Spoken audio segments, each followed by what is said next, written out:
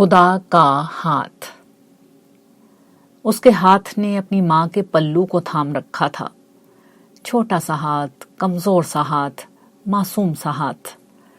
یہ بچہ سال بھر کا بھی نہیں ہوگا۔ باپ آگے بیٹھا موٹر بائیک چلا رہا تھا اور اس کے پیچھے ماں اپنے بچے کو گود میں لیے بیٹھی تھی۔ اس نے ایک ہاتھ سے موٹر بائیک کی سیٹ کو اور دوسرے ہاتھ سے بچے کو پکڑ رکھا تھا۔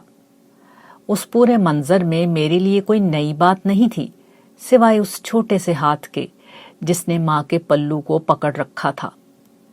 میں نے سوچا کہ اگر اس بچے کی ماں اپنے ہاتھ کی گرفت برقرار نہ رکھ سکے تو کیا یہ چھوٹا سا ہاتھ، یہ معصوم سی مٹھی اتنی طاقتور ہے کہ خود کو گرنے سے روک سکے؟ میرے ذہن نے کہا سوال ہی پیدا نہیں ہوتا۔ یہ بچہ نہیں بلکہ ماں ہے جو اسے سنبھالے ہوئے ہے۔ میں اس سے قبل گرمی کے روزوں کی مشقت اور اس کے اجر پر غور کر رہا تھا، مگر اس منظر کو دیکھ کر مجھے اندازہ ہوا کہ جہنم کے گڑھے میں ہمیں گرنے سے اگر کوئی بچا سکتا ہے تو وہ ہماری عبادت کا کمزور ہاتھ نہیں بلکہ پروردگار کی رحمت کا طاقتور ہاتھ ہے۔ جنت کی منزل تک ہماری رسائی ہو ہی نہیں سکتی اگر مالک دو جہاں کا شفقت بھرا ہاتھ ہمیں نہ سنبھالے ہوئے ہو۔ حقیقت یہ ہے کہ ہماری ساری مذہبیت اور عبادات بھی دراصل خدا کی دی ہوئی توفیق کی مرہون منت ہیں۔ اسی نے ہماری ساری دینداری کا بھرم رکھا ہوا ہے۔ وہ اگر ہم پر مطالبات اور آزمائشوں کے بوجھ ڈال دے تو ہماری ساری دینداری کی پول کھل جائے گی۔ سورہ محمد آیت 34۔ میں نے سر اٹھایا اور آسمان کی طرف دیکھ کر کہا، روزے داروں نے روزے کی مشقت اٹھا کر تیرا قرب چاہا ہے، لیکن یہ مشقت اس بچے کے کمزور ہاتھ سے زیادہ نہیں جس نے اپنی ماں کا دامن پکڑ رکھا تھا۔ ماں کے ہاتھ کو بچے کا سہارا بنانے والے اپنے طاقتور ہاتھ کو آگے بڑھا دے، وگرنہ دنیا کی کوئی طاقت ان بندوں کو جہنم سے نجات اور جنت کی کامیابی کا حقدار نہیں بنا سکتی۔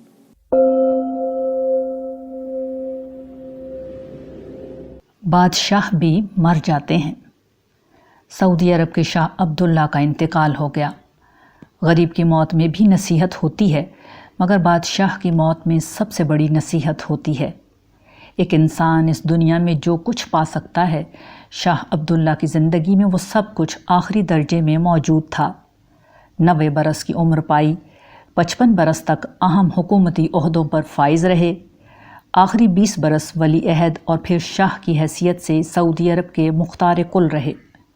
ان کو دنیا کے طاقتور ترین، دولت مند ترین اور سب سے زیادہ اثر و رسوخ رکھنے والے حکمرانوں میں سے ایک شمار کیا جاتا تھا۔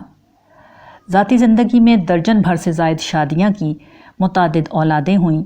آخری اولاد 79 سال کی عمر میں ہوئی، جبکہ 86 برس کی عمر تک تمام امور سلطنت خود چلاتے رہے۔ اس طاقت، دولت، صحت اور اقتدار کی بنا پر ان کے پاس ہر وہ چیز آخری درجے میں موجود تھی جس کا تصور بھی ایک عام آدمی کے لیے ممکن نہ تھا۔ مگر 23 جنوری 2015 رات 1 بجے وہ زندگی سمیت ہر چیز چھوڑ کر دنیا سے رخصت ہو گئے۔ یہ اس دنیا کا المیہ ہے۔ یہی اس دنیا کا المیہ ہے، یہاں موت آ جاتی ہے۔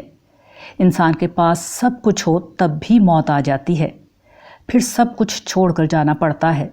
بیویاں، بچے، دولت، اقتدار، محلات، گاڑیاں، لباس اور پروٹوکول، سب کچھ چھوڑ کر جانا پڑتا ہے۔ آدمی شاہ عبداللہ ہو تب بھی جانا پڑتا ہے۔ یہی موت کی وہ نصیحت ہے جو ہر شخص کو سمجھنا چاہیے۔ تاہم ہر انسان کے پاس یہاں یہ موقع بھی ہے کہ وہ خالق کائنات، بادشاہ ذوالجلال، رب العالمین کا بندہ بننے پر راضی ہو جائے، ایمان اور اخلاق کو اپنی زندگی بنا لے۔ اس کے نتیجے میں اس کی موت المیہ کے بجائے سب سے بڑی نعمت بن جائے گی۔ موت کے ساتھ ہی اسے جنت کی بادشاہی مل جائے گی، جس کے سامنے دنیا کی کسی بادشاہی کی کوئی حقیقت نہیں۔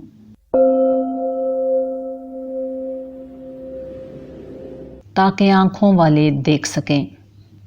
جماعت ختم ہوئی، میں نوافل ادا کرنے کے لیے پچھلی صف میں آ گیا۔ نماز میں نے سورہ نبا کی تلاوت شروع کر دی۔ اس سورت کے آغاز میں اللہ تعالیٰ اپنے ان گنت احسانوں میں سے کچھ کا ذکر کر کے یہ فرماتے ہیں کہ اگر ہم تمہیں اس طرح نعمتیں دے رہے ہیں تو جان لو کہ ایک دن ہم ان نعمتوں کا حساب بھی کریں گے اور یہ فیصلے کا دن آ کر رہے گا۔ میں نے یہیں تک تلاوت کی اور پھر رکوع میں چلا گیا، مگر خدا کے سامنے اس رکوع سے سر اٹھانا میرے لیے بہت مشکل ہو گیا۔ اس کا سبب یہ تھا کہ رکوع میں میری نگاہ اس لڑکے کے پیروں پر پڑی جو میرے برابر کھڑا نماز پڑھ رہا تھا۔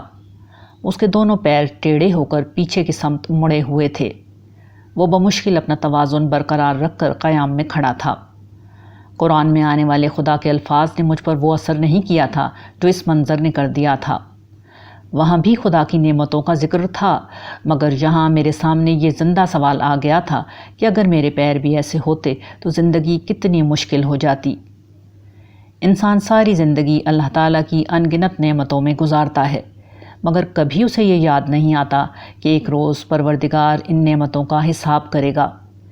انسانوں کی یادداشت کو تازہ کرنے کے لیے اللہ تعالیٰ معذوروں کی شکل میں ایک زندہ نصیحت ان کے سامنے رکھ دیتے ہیں۔ حضرت عیسیٰ نے اس حقیقت کو اپنے لافانی انداز میں اس طرح بیان کیا ہے کہ خدا نے اندھے اس لیے پیدا کیے ہیں تاکہ آنکھوں والے دیکھ سکیں، مگر انسان ان معذوروں سے صحیح سبق حاصل کرنے کے بجائے انہیں نظر انداز کر دیتے ہیں، یا بہت ہوا تو ان پر ترس کھاتے ہیں۔ حالانکہ انسانوں کو ترس اپنے اوپر کھانا چاہیے، کیونکہ ان معذوروں کو خدا کے احتساب سے نہیں گزرنا ہوگا، احتساب ہمارے جیسے لوگوں کا ہوگا۔ بد نصیب یہ معذور اور محروم لوگ نہیں، اس لیے کہ یہ اللہ تعالیٰ کے کام میں استعمال ہو رہے ہیں، اور اگر یہ صبر کریں گے تو اپنا اجر بلا حساب کتاب پا لیں گے۔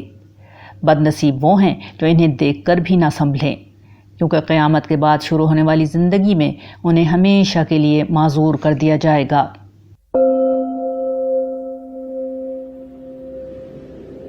فیصلے کا دن۔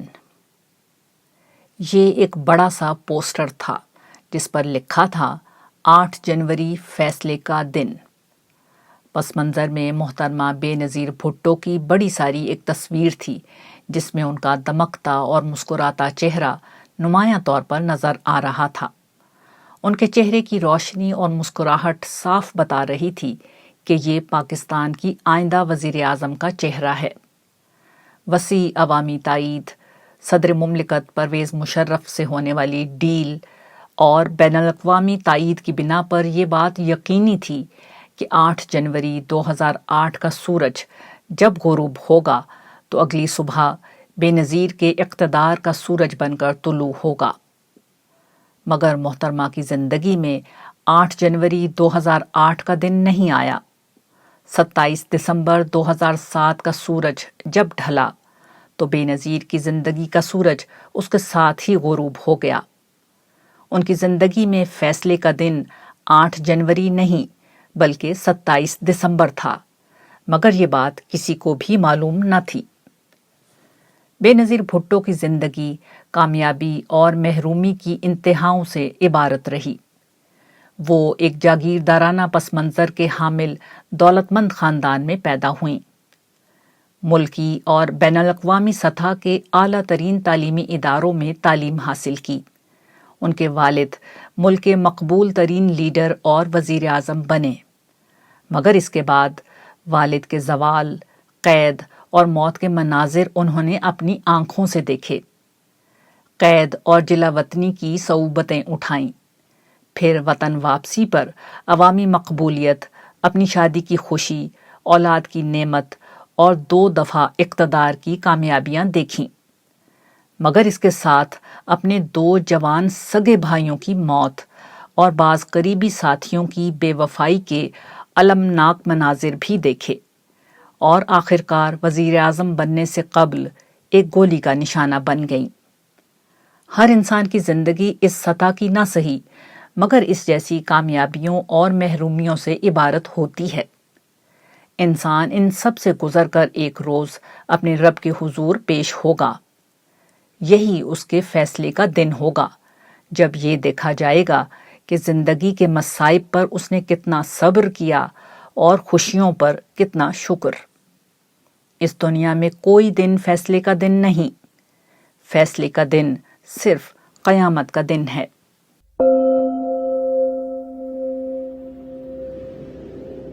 سیاچن کا جہنم۔ سیاچن کا گلیشیئر، جو دنیا کا سب سے بلند میدان جنگ ہے، سن 1984 سے انڈیا اور پاکستان کے درمیان تنازع کا سبب بنا ہوا ہے۔ حال ہی میں یہاں ایک برفانی تودہ گرنے سے 138 پاکستانی فوجی برف تلے دفن ہو گئے ہیں۔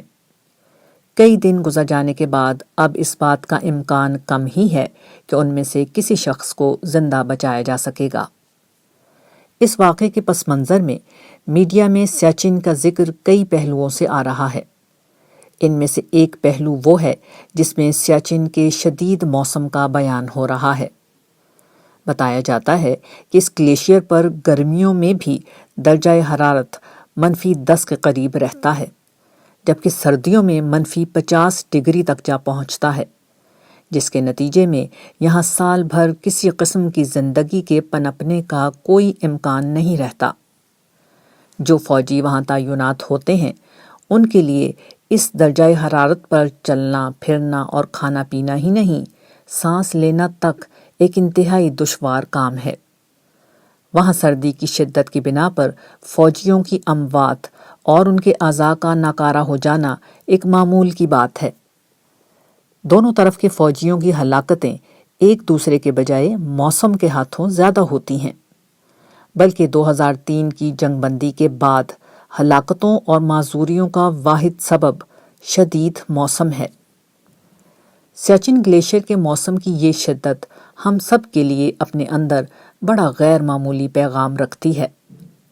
سیاچن کا یہ موسم ہم سب کو پکار پکار کر یہ بتا رہا ہے کہ ہمارا رب کس قدر مہربان ہے، جس نے ہمارے لیے اس زمین کا غالب ترین حصہ زندگی کے لیے انتہائی موزوں بنایا۔ یہاں سانس لینے کے لیے آکسیجن ہے، متوازن اور قابل برداشت درجہ حرارت ہے، موسموں کا تنوع ہے، خوراک اور پانی کا وافر انتظام ہے، جبکہ زمین جس کائنات میں واقع ہے وہاں ہوا، پانی، سبزے اور موسموں کا تو ذکر ہی جانے دیجیے۔ ہر جگہ سیاچن سے کہیں زیادہ خوفناک اور زندگی کے لیے زہر قاتل درجہ حرارت پائے جاتے ہیں، مگر اکثر انسان اس حقیقت سے بے خبر جیے جاتے ہیں۔ وہ رب کی نعمتوں پر شکر کرنے کے بجائے ناشکری کرتے ہیں۔ وہ زمین اور اس کے وسائل اور سہولیات کو اپنا حق سمجھتے ہیں۔ انہیں کبھی بھولے سے بھی خیال نہیں آتا کہ انہیں جو کچھ ملا ہے اسے دینے والا ان کا خالق و مالک ہے۔ یہ ان کی ذمہ داری ہے کہ وہ اس کی شکر گزاری اور فرما برداری کریں۔ ایسے ہی بے خبر انسانوں کو متنبہ کرنے کے لیے اللہ تعالیٰ نے روئے ارض پر سیاچن جیسے برفانی جہنم بنائے ہیں، مگر جب انسان ہوش کے ناخن نہیں لیتے اور اپنی غفلت سے باز نہیں آتے تو برفانی تودے خوف الہی سے لرز اٹھتے ہیں اور عظمت رب کے احساس سے نیچے آ گرتے ہیں۔ شاید کہ ان کا گرنا دیکھ کر غافل بندے بھی سجدے میں گر جائیں، رب کے احسان کو مان لیں اور اس کی شکر گزاری شروع کر دیں۔ رہے وہ لوگ جنہیں سیاچن کے برفانی تودے بھی اپنی جگہ سے نہ ہلا سکیں، وہ کس چیز کا انتظار کر رہے ہیں؟ کیا وہ ہمالیہ کے پھٹنے کا انتظار کر رہے ہیں؟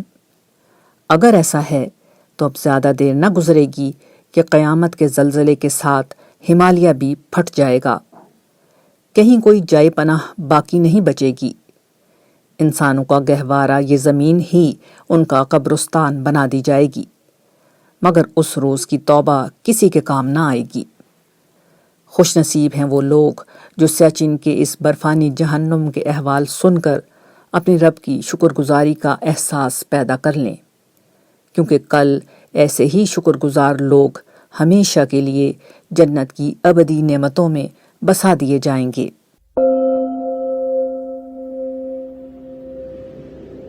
آسانی کی نعمت۔ ایک دفعہ ایک صاحب نے مجھے بتایا کہ بیسنی روٹی ان کا پسندیدہ ترین کھانا ہے۔ میں نے دریافت کیا کہ بیسنی روٹی وہ کس چیز کے ساتھ کھاتے ہیں۔ انہوں نے بتایا کہ پیاز، لہسن کی چٹنی اور اچار وغیرہ کے ساتھ بیسنی روٹی کھانے سے اس کا لطف دوبالا ہو جاتا ہے۔ ان صاحب کی اس بات نے مجھ میں عجیب قسم کا تھرل پیدا کر دیا۔ مجھے یاد آیا کہ بنی اسرائیل کی صحرا نوردی کے زمانے میں انہوں نے سیدنا موسیٰ علیہ السلام سے ایسے ہی ذائقوں کی فرمائش کی تھی۔ اللہ تعالیٰ نے بنی اسرائیل کے لیے من و سلوہ کی نعمتوں کا بکثرت اہتمام کیا، مگر پیاز، لہسن اور مسالوں کا جو مزہ ہوتا ہے اس سے انہیں اس صحرائی زندگی میں محروم رکھا گیا، کیونکہ صحرا میں ان کا قیام اور نتیجتاً چٹپٹے کھانوں سے دوری ان کی تربیت کا ایک لازمی تقاضا تھا۔ ہم پر اللہ تعالیٰ کا یہ خصوصی احسان ہے کہ ہمیں کسی فرعون سے آزمایا گیا ہے اور نہ کھانے کے کسی ذائقے پر کوئی پابندی ہی لگائی گئی ہے۔ قرآن مجید میں سورہ بقرہ کے آخر میں اللہ تعالیٰ نے صحابہ کرام کو جو دعا سکھائی تھی، اس میں اللہ تعالیٰ کا یہ اصولی فیصلہ بیان ہوا ہے کہ اس امت پر وہ بوجھ نہیں ڈالے جائیں گے جو پچھلی امتوں پر ڈالے گئے، اور نہ وہ بوجھ جنہیں اٹھانے کی ان میں طاقت نہیں۔ یہی وہ پس منظر ہے جس سے یہ اندازہ کیا جا سکتا ہے کہ آج کے مسلمانوں پر اللہ تعالیٰ کی کتنی نعمتیں ہیں اور انہیں کتنی آسانی اور راحت کے دور میں اللہ کے دین پر عمل کرنا اور اسے دوسروں تک پہنچانا ہے۔ اس کے باوجود یہ ایک المیہ ہے کہ مسلمانوں کی ایک بڑی تعداد دینی ذمہ داریوں کی ادائیگی میں غفلت برتتی ہے۔ وہ شکر گزاری کے بجائے ناشکری کا رویہ اختیار کرتی ہے، دوسروں تک اسلام کا پیغام پہنچانے کے بجائے ان سے نفرت میں جیتی ہے۔ کیسا عجیب ہے ہم پر رب کا احسان اور کتنی عجیب ہے ہماری غفلت۔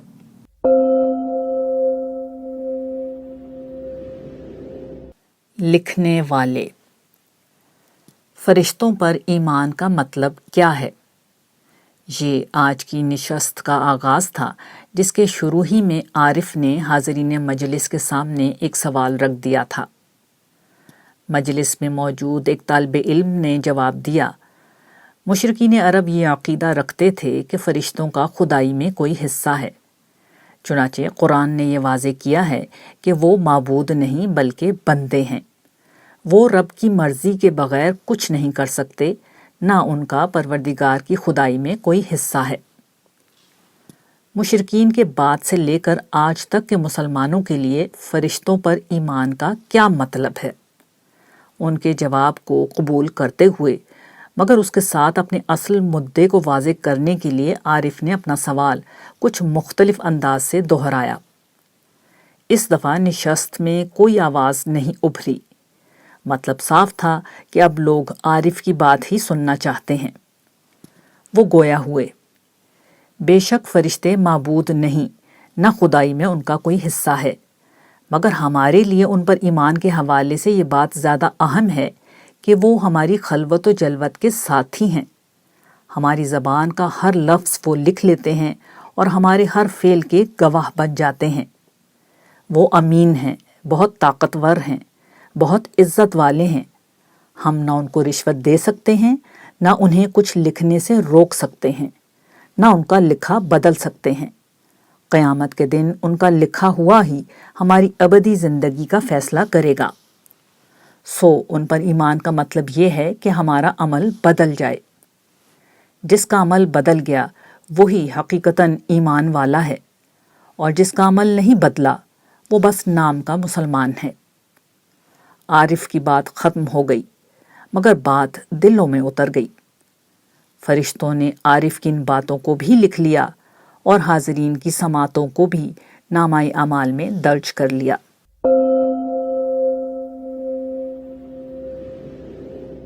مما، پپا اور اللہ۔ پارک کی اونچی نیچی روشوں، سرسبز ڈھلانوں، رنگ برنگے پھولوں، اونچے اونچے درختوں، ان کے سائے میں لگے پر لطف جھولے میں اپنے ہم جولیوں کے ہمراہ کھیلتا، دوڑتا، ہنستا بچہ بہت مگن تھا، اتنا مگن کہ وہ یہ بھی بھول گیا کہ وہ پارک میں اپنے ماں باپ کے ساتھ آیا تھا۔ اس کے ماں باپ ہی اس کی ہر ضرورت کو پوری کرنے والے اور اس کے محافظ ہیں، مگر اس کے ماں باپ کو اس کی فکر تھی۔ وہ دور جھولوں میں گیا تو وہ بھی اسے اپنی نظر میں رکھنے کے لیے جھولوں کے پاس آ بیٹھے۔ یکایک کھیل کی مستی میں بچے کو اپنے ماں باپ یاد آئے۔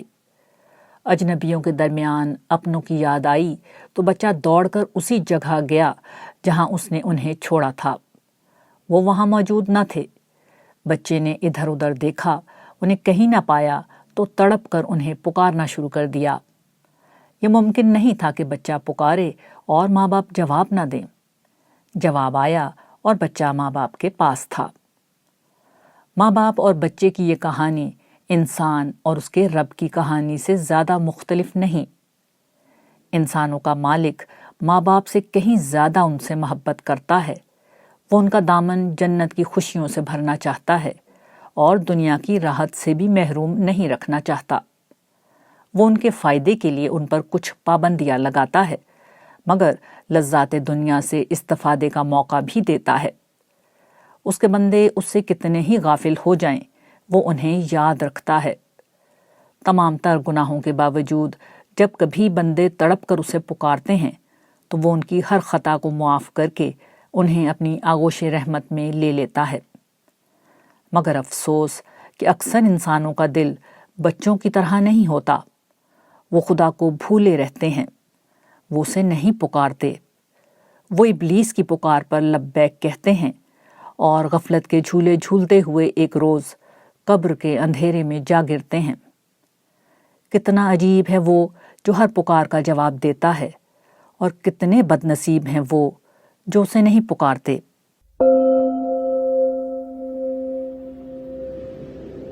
احساس لذت۔ اس دنیا میں پائی جانے والی اشیاء کی دو نمایاں تقسیم ہیں، ایک جاندار اور دوسری بے جان۔ تمام جاندار زندگی اور موت کے سلسلے میں بندھے ہوئے ہیں۔ زندگی ان کے آغاز کا نام ہے اور موت ان کے انجام کا۔ دوسرے جانداروں کی طرح انسان کا معاملہ بھی یہی ہے، مگر انسان کو احساسات کی شکل میں ایک اضافی چیز بھی عطا کی گئی ہے جو اسے جانوروں سے افضل بناتی ہے۔ ان احساسات میں غالباً احساس لذت سب سے بڑی نعمت ہے۔ اسی کی وجہ سے انسان کے لیے آواز ایک نغمہ ہے، خوراک ایک پرلطف ذائقہ ہے، ہوا ایک لمس اور خوشبو ہے، دنیا رنگ و کمال کا ایک حسین نظارہ ہے۔ چنانچہ انسان اس احساس لذت کی تکمیل کو اپنی زندگی کا ہدف بنا لیتا ہے، اس کے حصول کے منصوبے بناتا ہے، اس کے لیے محنت اور جستجو کرتا ہے، اس کے حاصل ہونے پر خوشیاں مناتا ہے۔ مگر انسان جس دنیا میں جیتا ہے اس میں زندگی کے بعد موت لازمی ہے، ملنے کے بعد کھونا ناگزیر ہے، آنے کے بعد چلے جانا قانون فطرت ہے۔ ایک ایسی دنیا میں زندگی گزارنے کی صرف دو سطحیں ممکن ہیں، ایک وہ جس پر آج کا ہر انسان جی رہا ہے، وہ یہ کہ اس عارضی دنیا میں انسان اپنی لذتوں کی تکمیل ڈھونڈے، اس فانی دنیا میں حیات ابدی کی خوشیاں تلاش کرے، موت کی چھاؤں تلے رہ کر ابدی راحتوں کے خواب دیکھے۔ دوسرا راستہ یہ ہے کہ انسان اس دنیا کو امتحان گاہ سمجھے، وہ نعمت پر شکر کرے اور محرومی پر صبر کرے، زندگی کے سرد و گرم میں رب کی رضا کو اپنا مقصود بنا لے، ہر حال میں اعلیٰ اخلاقی رویے پر قائم رہے۔ یہی وہ لوگ ہیں جن کو جنت کی ابدی بستی میں ہمیشہ کی زندگی دی جائے گی، جہاں ان کا احساس لذت ختم نہ ہونے والی نعمتوں سے اپنے ذوق کی داد پاتا رہے گا۔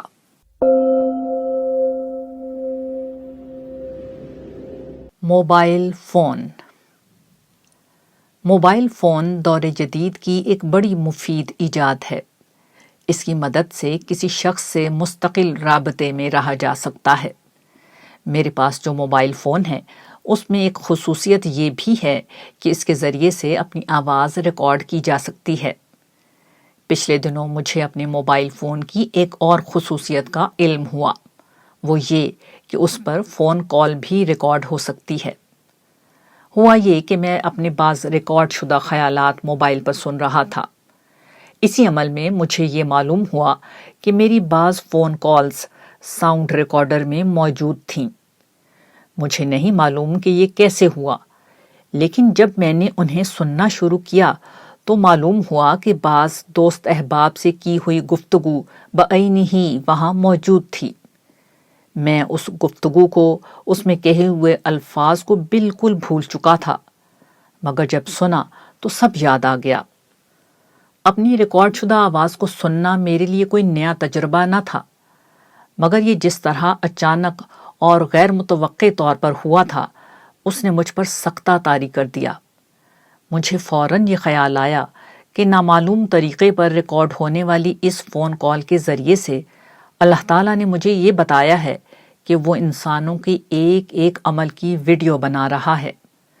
وہ ان کی زبان سے نکلے ہوئے ایک ایک لفظ کو ریکارڈ کر رہا ہے۔ انسان کہہ کر اور بول کر بھول جاتے ہیں، مگر خدا نہیں بھولتا، وہ سب محفوظ کر لیتا ہے، اور قیامت کے دن انسان کے سامنے اس کے ہر ایک قول و فعل کی آڈیو اور ویڈیو پیش کر دی جائے گی۔ سورہ مجادلہ آیت نمبر 6۔ میں نے یہ بات قرآن میں بارہا پڑھی تھی، لیکن اس روز جو تجربہ ہوا اس نے روز قیامت کی پیشی کو میرے سامنے گویا مجسم کر دیا، جب ایک ایک انسان کو تنہا اللہ کے سامنے پیش ہو کر زندگی کے ہر عمل کا حساب دینا ہوگا۔ انسان چاہے گا بھی تو اپنے اعمال سے، اپنے الفاظ سے مکر نہیں سکے گا۔ قیامت کا دن انسانوں کے احتساب کا دن ہے۔ اس دن انسان کو اس کی زبان سب سے زیادہ رسوا کروائے گی۔ عقل مند وہ ہے جو اس زبان کو سوچ سمجھ کر استعمال کرے۔